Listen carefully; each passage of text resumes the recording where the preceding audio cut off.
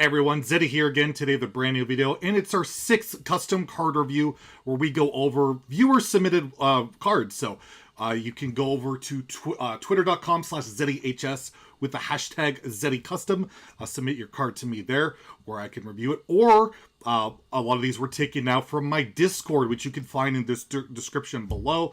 I'll just scroll through here. You can see all the people that have been submitting cards, discussing it, having a lot of fun debate. If you want to head over to the Discord, check it out in the description below. So a bunch of the cards will be taken from Twitter and Discord, and we'll continue doing that. As long as you guys keep giving me cards, I will continue to review them on YouTube live on this show, and I'm really appreciative of all the people submitting cards. Can't get to them all, but I'll do my best to, get to as many as I can. So let's get going. Let's take a look at your cards. And again, we're going to rate this on 2 different factors. We have one on flavor, design. Do I think it makes sense in the Hearthstone world? Do I like the flavor of it? Does it just seem like an interesting and cool card? And then on balance, is it too strong? Is it too underpowered? And what would I do to make it less strong or more balanced, or whatever you want to call it? So let's take a look. The first card we have here is from Trauthor. It's a neutral beast. It's a 4-mana 8/8. Would they ever make a 4-mana 8/8? They kind of have already with the mage minion, but anyways, it's called Warping Hydra, and it has lifesteal. And at the end of your turn, swap places with a random enemy minion. Okay, so this seems really bad. You play the 4-mana 8/8, and then you immediately lose it. It's overstated. It has lifesteal. It can do some really incredible stuff, but it says at the end of your turn, so it's not like at the start of your next turn. You swap places with random enemy minions. So I guess the thought is maybe you can give this rush somehow, or you can give it charge with a Tundra Rhino, and there's implications there's Broomstick in the game, there's things like that. Wouldn't be really worth silencing, but maybe in a priest deck you can play a 4-mana 8/8 and immediately silence it, because you have the 0-mana spell. So there's some implications to that. It's a really interesting, unique card in that it's it's a giant lifesteal minion, but how do you use that? And I like that type of thing. I don't know how you'd manipulate it, but there is one thing. If your opponent doesn't have a board, it won't swap, right? It can't swap if there's no random enemy minion. So if you're ahead on board and you play this, you get to keep it for the next turn. And then once they play a minion, then it'll swap. But if you keep being proactive on the board, you can be aggressive that way and just keep the Warping Hydra. That'll probably be difficult. That's usually difficult. We've seen that with other cards that require an empty board, but overall, I think it's a really interesting design card. I love that there's different aspects to it. You could build a silence build, a charge build, a rush build, or just go aggressive and just try and be ahead on board. So I actually think the design and flavor is really cool. I'll give it a 4. I think it's pretty strong. And in terms of balance, honestly, I think this card has so much more downside than upside that I think it's really balanced in that way. It's got insane upside with a huge body, but at the same time, it's hard to really abuse that. You have to really be creative, and your opponent can try and counterplay as well. There's just a lot of cool implications. I'll give it a 4 on balance as well. Maybe it's a little too strong in an aggressive deck where you're going to be ahead, and the Warping Hydra is just a 4-mana 8/8 with lifesteal, and that's insane. But overall, I'll give it a 4 on both fronts. I think it's a really interesting and unique card. Next, we have a card from Azakura called Suspicious Bard. It's a 7-mana 4/6 demon. It's a demon hunter card, and his battle cry restores 6 health to your hero. So it sounds like the Guardian of Kings, the Paladin card, I guess reminiscent of that, or Outcast, destroy a minion instead. So the healing, probably not so great in Demon Hunter. I mean, there is some healing aspect to Demon Hunter. It's mostly lifesteal, though. I can't really think of anything in Demon Hunter that has healing that's not lifesteal, so I don't know if you could give yourself lifesteal. Anyways, and then Outcast, destroy a minion instead. That's a very powerful effect, but it's like a 7-mana Vilespine. I don't know. It seems slow. It's interesting. I like the theme of it. The Suspicious Bard. You don't know what he's up to. He might be healing, or he might just straight up murder. I think that's really cool, and it's a demon. You could try and do some demon stuff, but Philosophy can get more of these, but overall the demon stuff hasn't really come into play in Demon Hunter. But it's a demon. It does some interesting stuff in terms of healing. It can be removal. It's probably just too expensive, honestly. 7-mana heal 6 isn't fantastic, and neither is 7-mana destroy a minion. So I don't know. I probably in terms of flavor and design, I could see it fitting in a Demon Hunter to an extent. I don't know much about restoring health, but again, there's been lots of lifesteal stuff. They don't have hard removal, and I feel like this gives them hard removal, and I don't know if you would go down that road. Like, that's one of Demon Hunter's only kind of inherent weaknesses, is that they don't have good hard removal, and I'm not saying this is good hard removal, I just feel like it goes against Demon Hunter to an extent. So in terms of flavor and design, I'll give it a 3. It's kind of in the middle of the road. And in terms of balance, I think it's just too weak. It's too expensive. It's 7 mana. The health isn't enough, and destroying a minion's not enough. So I'll give it a 2 on balance. But I think it's an interesting card. I just, don't know how much it really fits in Demon Hunter at the moment. Next, we have another card from Azakura. I'm double dipping here, but I thought these were pretty interesting. It's a Paladin Secret. It's hard to make a Paladin Secret interesting, so let's take a look at this one. It's a friendly bet, and you choose a friendly minion, and you secretly, so this is kind of like that, the only time we've seen the secretly thing is, I believe, Fate Spinner or Weaver is a Druid minion, and if it's still alive at the start of your turn, gain +3/+3. So you basically get to pick a minion on board. If it doesn't get killed, it gets a +3/+3 buff for 1 mana. I think it's a really interesting and unique card. I like this a lot. Like, it actually, you can play mind games with your opponent with it. We've seen that with Jandis, when you get to pick which minion takes damage, which dies. Sometimes you mind games, and it can give you an edge. And I love stuff like that. I love things that make you think. And this card definitely does the trick. And because it's a 1 mana secret, it's relatively cheap, right? It's cheap, it's flexible, and Paladin likes to go wide on board, so you can spread it, try and figure it out. And yeah, I believe, I guess if the minion dies, the secret will go away. It would just proc and go away and be destroyed. But if you get that at 1 mana +3/+3, it's really strong, can give you a big tempo advantage. And I mean, it's reasonably, like, statted in terms of, like, look at Avenge, that was +3/+2. Thematically, in Paladin, and, like, the design of it, I really like it. I don't know, like, Paladin never feels like a secret-y class to me, but they have secrets, so they have to be, and this is something you do secretly, and it involves buffing minions, which Paladin loves to do, so I'm going to give it a 5 on flavor and design. I really like it. I think it's really interesting and unique.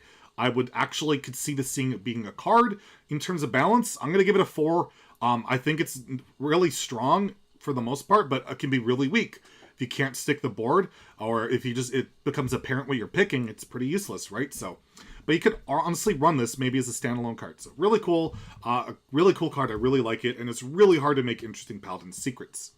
Next, we have a card from Darkelposho. It's a Warlock card. It's a 4 mana 2/6 taunt and battle cry. Draw 2 soul fragments from your deck. So we've never seen where you actually want to draw soul fragments.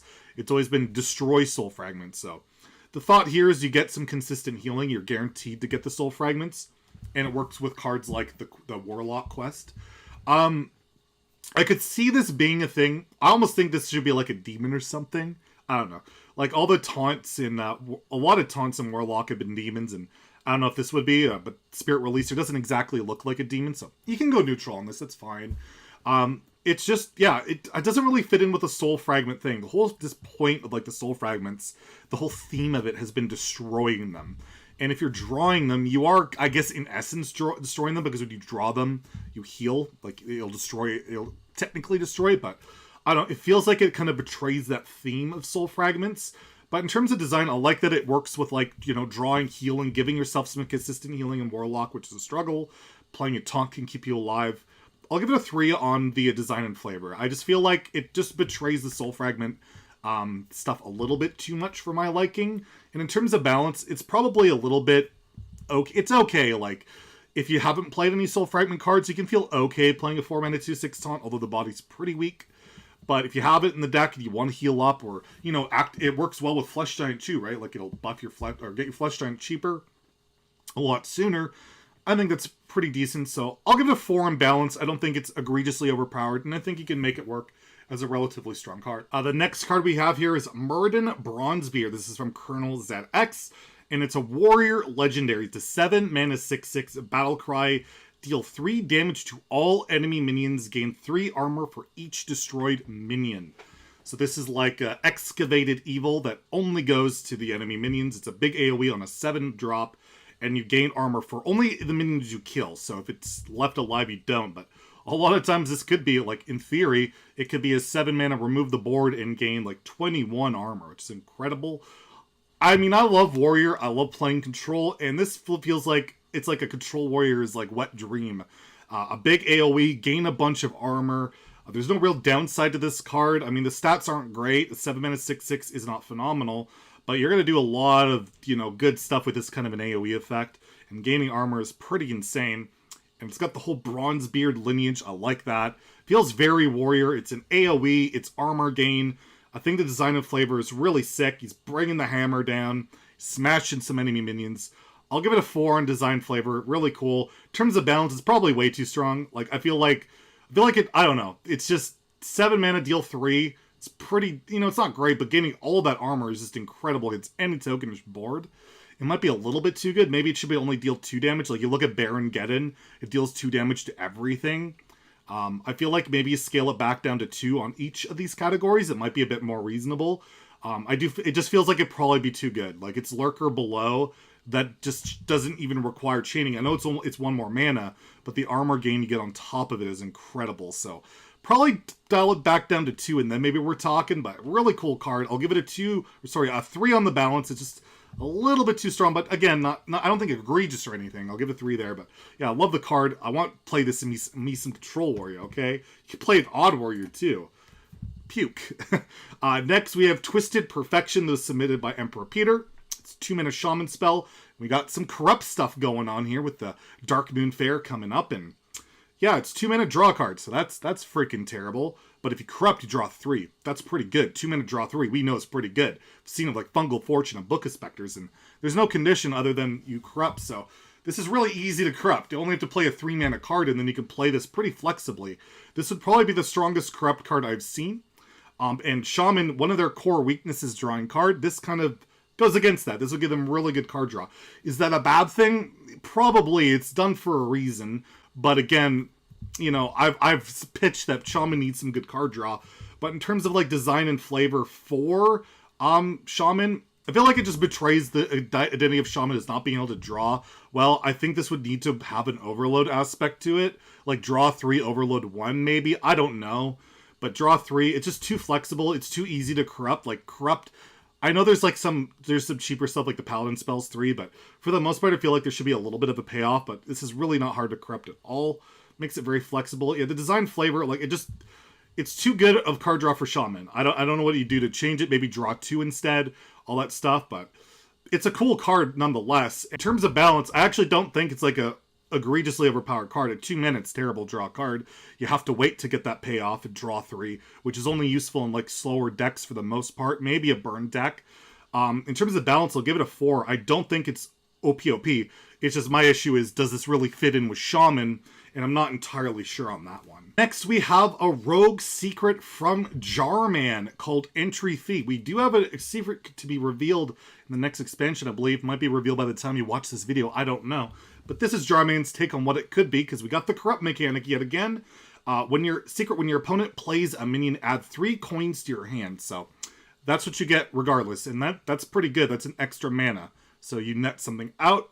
And if this is corrupted, so you've played a 3-drop, and then you play this, you add a copy of that minion to your hand. So not only do you get 3 coins, but you get a copy of whatever they played. It plays into the theme of, like, plagiarize, right? We've seen plagiarize already. Rogue copying a little bit of what their opponent does. It's effectively playing into that theme. And coins have been definitely a part of Rogue. We've seen counterfeit coins. We've seen Tomb Pillager. Very thematic. I love the artwork that he picked out for this. We got the whole Dark Moon Fair going on, the entry fee to enter the Dark Moon Fair. Your entry free in terms of your opponent is that minion, and you cash in your coins to get in there. I think the flavor, the design is really good, and you get that upside if you spent 2 mana. At the very worst, you'll net 1 bonus mana later in coins. It enables a lot of stuff Rogue likes to do with like comboing stuff with like questings or whatever combo cards they have. Like, it's just really, really sweet. I think this would be like my favorite Rogue secret if they made it. And I'll give it a 5. I think this is the design and flavor. This is extremely, extremely solid. And then in terms of balance, it's probably a little too strong, maybe.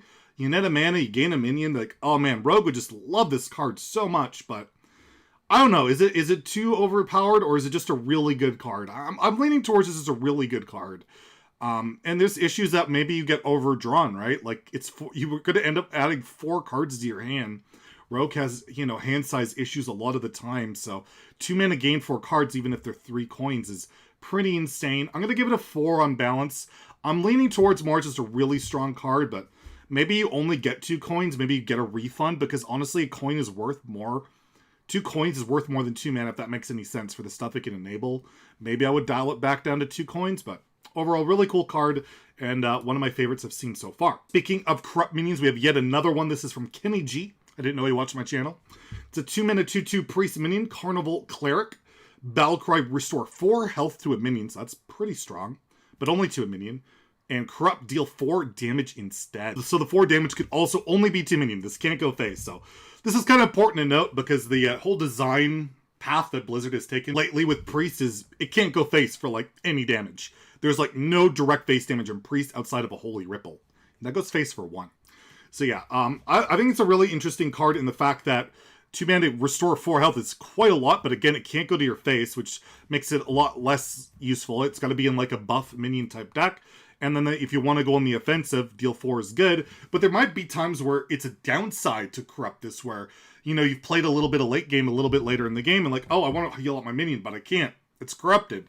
So I like that interesting like payoff and downside to it. And I could realistically see this being a priest minion. The thing is, I feel like they've gone away from all like the shadow form and the stuff like that we've seen in the past. Doesn't seem to be really prevalent in standard priest anymore. This is more a throwback of like wild stuff where you have Akanai and things that would reverse the healing effects. We just don't see it anymore in standard, but I think we've seen it historically. I'm not against the idea, and I could see Blizzard maybe going down that road again. So in terms of design flavor, I'll give it a 4. I think it makes sense. And in terms of balance, I'll give it a 4 as well. I don't think it's egregiously overpowered. It's only a 2 mana 2/2. Restoring 4 health to minion a lot of the times isn't that great. And again, as I said, the dealing the damage can be a bit of a downside, but it could also be, the corrupt part is probably the most insane part. Dealing 4 to a minion can be incredibly powerful, as we know. But again, it's got that interesting little aspect going on of it. And I'll give it a 4. It really makes you think. And next we have Medivh's Brilliance. This is from Mather. It's a legendary mage spell. 5 mana, swap your hero power to draw 3 cards. After 2 uses, swap it back. So this is kind of reminiscent of like Metamorphosis, where you would change your hero power and swap it back. And as you see, this costs 5, and then for 2 clicks of hero power, you draw 3. We've seen a lot of draw cards in Mage. Like, Mage likes to do that kind of stuff. Never really manipulated their hero power too much before, outside of like, you know, Reno, Amazing Reno, and Jaina, but I think it could make sense in that world. Drawing 3 cards makes sense. I love the artwork that's really popped when I saw this card, Medivh's Brilliance, and we got the birds flying out of the tome.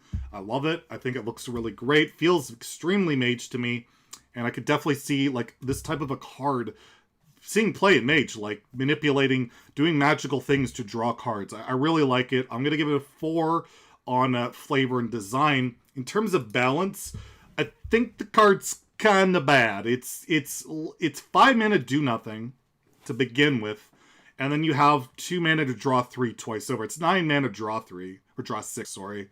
It's just way too slow. Like, I don't know what deck could ever get away with playing an expensive spell like this and then drawing 6. I have no issue with the design of it or what the card wants to do. I like the aspect that this could go into like a combo deck.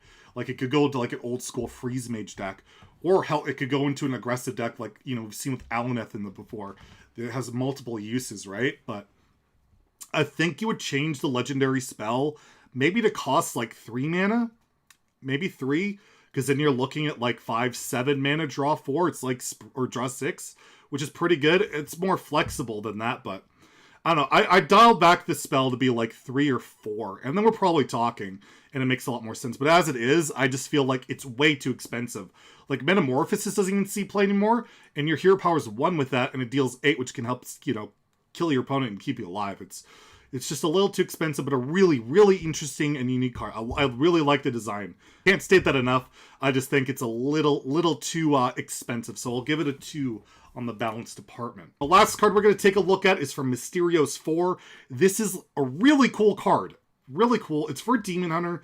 It's called Demonic Overlord. So it's a 7 mana, 2/25. You're like, what? But read the text. It goes dormant for 4 turns. When this awakens, you replace your hero with the Demonic Overlord. And as you can see here, the Demonic Overlord has a passive of your demons at +1 attack. You'll have 25 health. And your hero power as a demon hunter will change to you have +2 attack this turn. Effectively the upgraded hero power, like the Baku one, right? So I think there's a lot of really interesting implications of this card. You can cheat it out. You can cheat it out with like Fell Screamer and play it on like turn 5.